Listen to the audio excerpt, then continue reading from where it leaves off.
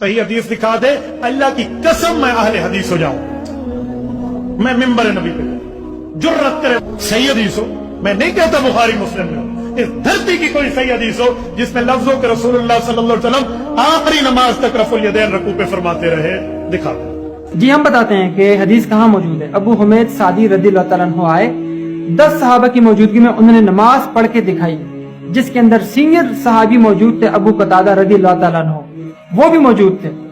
ابو حمید Saadi رضی اللہ تعالیٰ عنہ نے نماز پڑھ کے دکھائی، رفع دین کیا، رکوع پہ جاتے وقت اور رکوع سے اٹھتے وقت رفع دین سے نماز پڑھی۔ سب صحابہ نے کہا کہ جی نبی علیہ السلام رسول اللہ صلی اللہ علیہ وآلہ وسلم اسی طرح نماز پڑھتے تھے۔ پڑھے اٹھائیں ابو حمید سعدی والی حدیث، جی کہتے ہیں اللہ کی قسم میں اہل حدیث ہو جاؤں گا، اللہ کی قسم میں یہ ہو جاؤں گا۔ آپ ایک حدیث لا کے دکھا دیں، جی حدیث دکھا دی، چلیں آگے ٹوریں۔ ایسا یار قطب سیاست کے 6 امام ہیں، ان کو نہیں پتا چلا؟ بخاری مسلم ابو داؤد ابن ماجہ نسائی، ان کو پتہ نہیں چلا کہ رفع دین منسوخ ہو گیا؟ ان 10 صحابہ کو پتہ نہیں چلا کہ رفع دین منسوخ ہو گیا؟ ابو حمید سعدی کو پتہ نہیں چلا منسوخ ہو گیا؟ مالک بن حویرث، وائل بن حجر، عبداللہ بن عمر، حضرت علی جیسے ان جیسے جید خلفاء راشدین میں آتے ہیں، ان کو پتہ نہیں چلا کہ رفع دین منسوخ ہو گیا؟ 1500 سال بعد حنفی دیوبندی کو پتہ چل گیا کہ رفع دین منسوخ ہو گیا، سبحان اللہ۔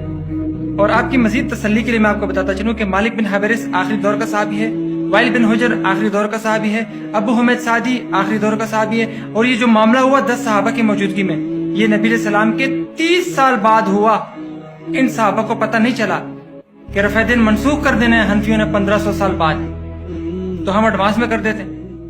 تو حضرت جب منسوخ ہو گیا، ان صحابہ کو کیوں نہیں پتہ چلا؟ ان محدثین کو کیوں نہیں پتہ چلا؟ 1500 سال بعد حنفیوں کو پتہ چل گیا۔ مفتی عبدالواحد قریشی صاحب نے اپنے بیان کے اندر چیلنج دیتے ہوئے علماء اہل حدیث کو فرمایا، میاں ایک صحیح حدیث دکھا دو جس سے پتہ چلتا ہو کہ پیغمبر صلی اللہ علیہ وسلم اخیر عمر تک رفع دین کرتے رہے ہیں۔ اگلے دن مفتی عبدالواحد قریشی تمہارے ہاتھ پر غیر مقلدیت اختیار کر لے گا، تمہارے ہاتھ پر اہل حدیثیت قبول کر لے گا۔ میں مفتی صاحب کا فالوور ہونے کے ناطے یہ اعلان کرنا چاہتا ہوں کہ تم مفتی صاحب کی بات قبول کرو، چیلنج قبول کرو، مطالبہ قبول کرو۔ اگلے دن صرف مفتی صاحب نہیں بلکہ مجھ جیسے ہزاروں مفتی صاحب کو پسند کرنے والے تمہارے ہاتھ پر اہل حدیثیت قبول کریں گے۔ لیکن یاد رکھیے قیامت آ سکتی ہے، زمین و آسمان ختم ہو سکتے ہیں، اہل حدیث کبھی یہ چیلنج پورا نہیں کر سکتے۔ وہ امام الجہلاء سید الضالین مرزا جیلمی کا شاگرد اٹھا، جس کی شکل کو دیکھ کر بھی صاف پتہ چلتا ہے کہ اس کے اندر جہالت کوٹ کوٹ کے بھری ہوئی ہے۔ اللہ اکبر کبیرہ، اس نے کہا میں مفتی صاحب کا چیلنج قبول کرتا ہوں، اور اس نے ابو داؤد کی حدیث نمبر 730 دکھا دی۔ کہنے لگا جی جناب حضرت ابو حمید سعدی رضی اللہ تعالیٰ عنہ سے روایت ہے، اس سے صاف پتہ چلتا ہے کہ پیغمبر اخیر عمر تک رفع دین کرتے رہے۔ میں نے کہا ہمارے سریکی میں مثال ہے، جیو جسمسن وہ جمسن، جیسے ماں باپ ویسی اولاد۔ اللہ اکبر کبیرہ، تیرا استاد جاہل تو بھی تو جاہل ہوگا نا۔ مفتی صاحب نے چیلنج یہ دیا ہے کوئی صحیح حدیث دکھاؤ، اور تو نے جو حدیث دکھائی ہے ابو داؤد کی حدیث نمبر 730، ذرا ابو داؤد کی شرح بذل المجود اٹھا کے دیکھ لے، عربی کے اندر ہے۔ عربی تو تجھے سمجھ میں نہیں آئے گی کیونکہ تیرے استاد کو کچھ پتہ نہیں چلتا۔ حضرت نے فرمایا ہے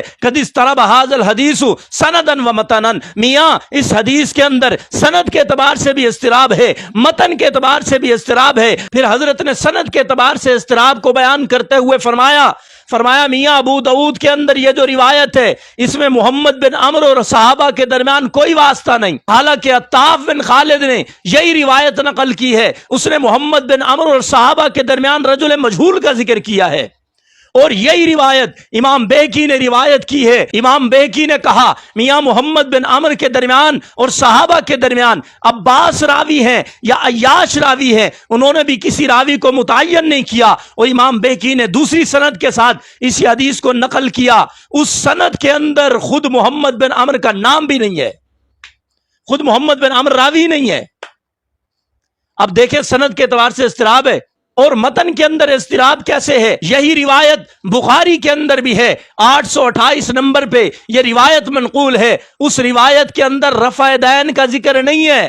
یہی راوی ہیں، حضرت ابو حمید سعدی ہیں، سامنے بیٹھنے والے ابو قتادہ ہیں، 10 اور صحابہ ہیں، لیکن اس روایت کے اندر رفع دین کا ذکر نہیں ہے۔ تو متن کے اندر بھی اضطراب، سند کے اندر بھی اضطراب. ہمارے حضرت نے دعویٰ کیا صحیح حدیث دکھا، تو نے وہ حدیث دکھائی ہے جس کے سند کے اندر بھی اضطراب ہے، متن کے اندر بھی اضطراب ہے. بتا ہمارے حضرت کا چیلنج کیسے قبول کیا تو نے تو جہالت کی حد پار کر دی. اور میں آخری بات کہنا چاہتا ہوں، خدا کی قسم اگر یہ اردو والی کتابیں اور اردو تراجم ختم کر دیے جائیں تو مرزا جیلمی جیسے کئی فتنے اسی وقت ختم ہو جائیں گے.